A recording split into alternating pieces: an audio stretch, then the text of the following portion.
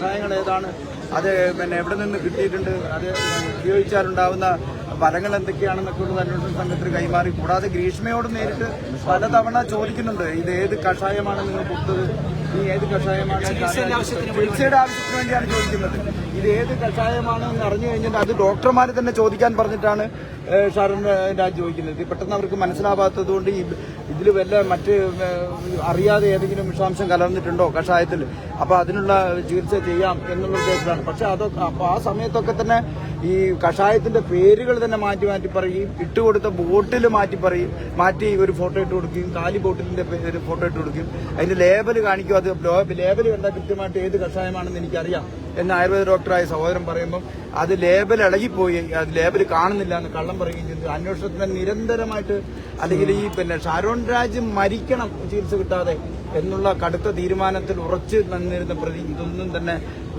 തുറന്നു പറയാൻ തയ്യാറായി. ഇങ്ങനെ ഒരു കേസ് സമീപകാലത്ത് എപ്പോഴെങ്കിലും ഉള്ളതായിട്ട് അറിയാമായിരുന്നു ഈ അന്വേഷണ ഘട്ടത്തിൽ അറിയില്ല.